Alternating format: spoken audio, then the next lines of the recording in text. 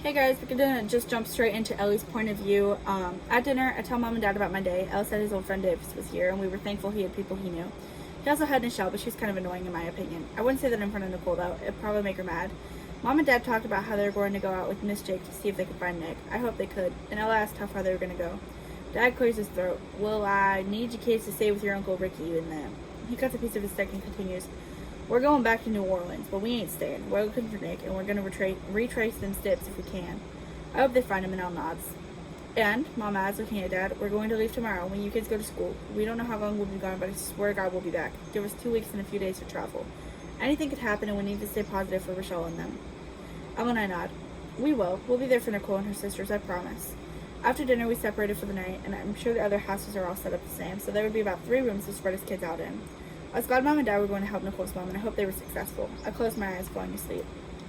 In class, Mrs. Abbott instructed us to take out our homework. I had 3 poems left, but I didn't feel like finishing them. She came around, grading the papers, and some kid accused Nicole of allowing him to copy, and they almost got zeros until Skyline said the kid stole Nicole's paper. She just gained my respect. Nicole looked like she was about to cry, and the kid looked angry. At lunch, we told the others about what happened, and Becky laughed.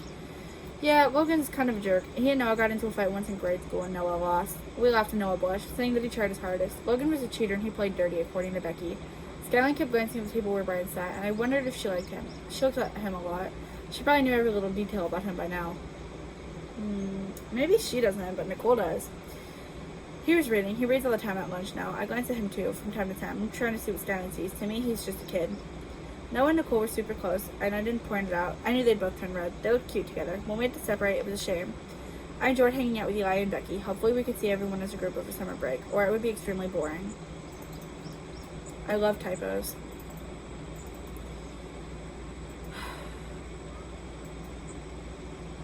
Class went back quickly, and I waited for the others to the door. By the door, Logan lingered, being one of the last people to leave the classroom.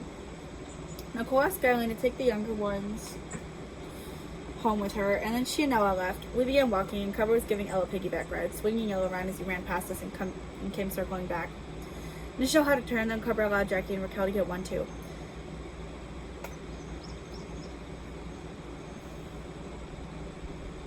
Okay. I couldn't help but smile. I was lucky to have these people as my friends. Logan biked by, circling back to taunt us. He rode circles around us, asking where Nicole was. Where's the freak? He asks, and Skyline pulls him off of his bike. They crash to the ground together along with the bike, and she begins punching him. He cries out, and Cooper was soon in on it too. Stop! Logan cries. Stop, stop, stop! Skyline climbs to her feet, and he lay on the dirt road, breathing heavily. She spit on him, and then called down, who's the freak now? Him. She kicks him in the face, and he curls up to a ball sobbing. He was bleeding from a scratch in his head, and Skyline was digging through her backpack. She pulled out a pair of scissors, sitting down and cutting his hair. Soon it was all spiky, and he looked extremely ridiculous. She walked away, and we all followed, leaving Logan on the ground in pain. When we made it to Uncle Ricky's house, he asked how our day was. I guess he was nice enough. We hung out in Skyline's room. Cover played Monopoly with the little ones, and Jackie and Raquel were doing homework. I was sitting on a bed, and Nicole came in shortly after. Soon enough, Ricky called us downstairs for dinner. We gathered around the long dining table, and he put plates in front of us. We ate happily and talked about how today had gone so far and what we wanted to do tomorrow. Nicole's eyes widened as Skyline talked about beating Logan up. Did you really? She asks, and Skyline nods. He called you a freak. It was the least I could do. Nicole smiles, and I'm happy everyone's getting along. Not only did Skyline embarrass him in front of everyone, she also completely damaged his physical appearance. I wondered how Mom and Dad were doing out there, and if they had any luck so far. I kind of wished I could call them and ask if they were lucky. Elle was gobbling down his food, and after dinner, we returned to the game of Monopoly. Skyline had put on a movie, but Nicole and I did our homework. Cover is definitely cheating. Wait, Cover, you're supposed to pay rent too, you know. Elle says, frowning. Well, yeah, but on certain buildings, Cover says, moving his character forward. Like, if you were in a shell on it, I pay rent, but if Peter and Mia own it, it's free. Nuh-uh, Peter says, crossing his arms. You can't stay with me. I want money. Fine, $200. No. Peter, that's what it says, Cover says, and I smile. Cover would be a hustler when he was older, as long as he practiced his skills on people close to his age range. No, I make the rules if you do too. Or, no, I make the rules if you do too. I was smiling, looking between them. 500 and the game continues. Deal. Cover gives Peter $500. Bless you. Z. Okay, I get it. You like the letter Z. An A. Thank you, though. Cover gives Peter $500 and Nicole puts her head down. I think she was falling asleep, but I didn't want to disturb her. At 11:30, Ricky came into the room telling us it was time for bed. Raquel and Jackie claimed the guest room, and Nichelle wanted to go with them, leaving us older girls upstairs. Skyline said she'd take the top bunk, and Nicole was on the lower bunk. I climbed into the other bunk bed, using my sleeping bag, and falling asleep quickly. We were awoken early the next morning. Ricky wasn't the nice dad who shakes you gently and tells you breakfast is ready. He's the dad who yells for you, and if you don't hear, he pounds on the door. Okay, knocks, but close enough. And yells for you again.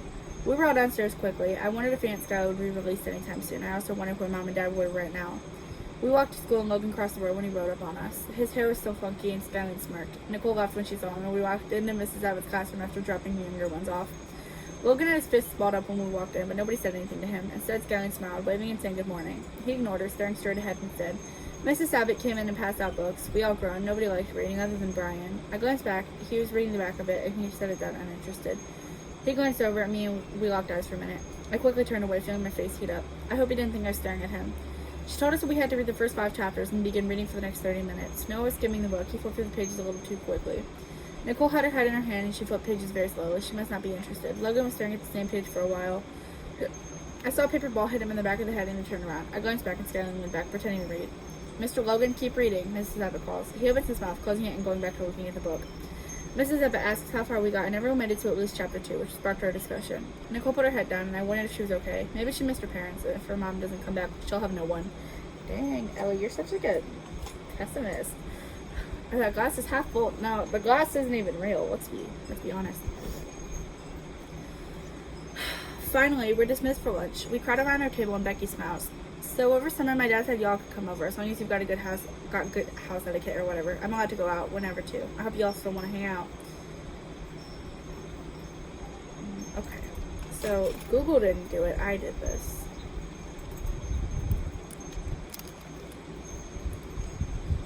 For sure. Nicole smiles. Hey, we should hang out later.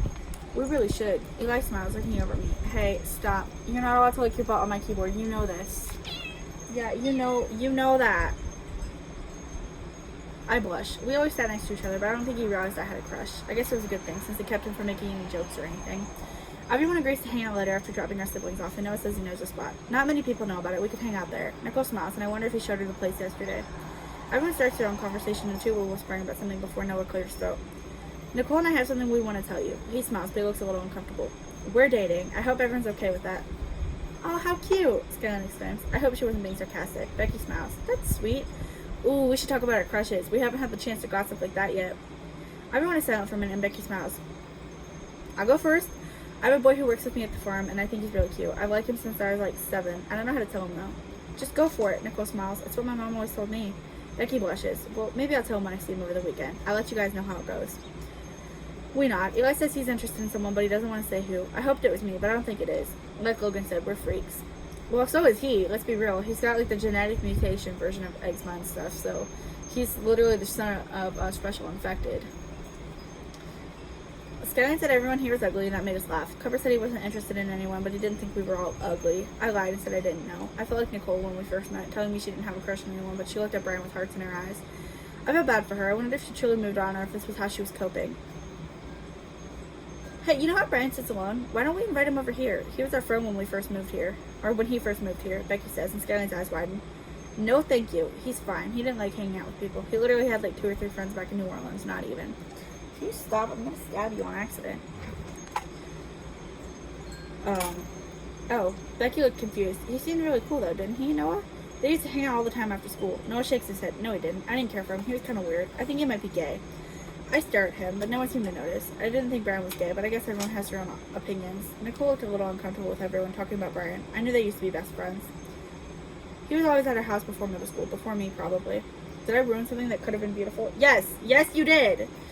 I hoped I didn't. It would haunt me forever. I looked over to where he sat reading. School was over for summer before we knew it. And we made plans to meet up in the treehouse Noah showed us every day. We were officially friends, but what about Brian?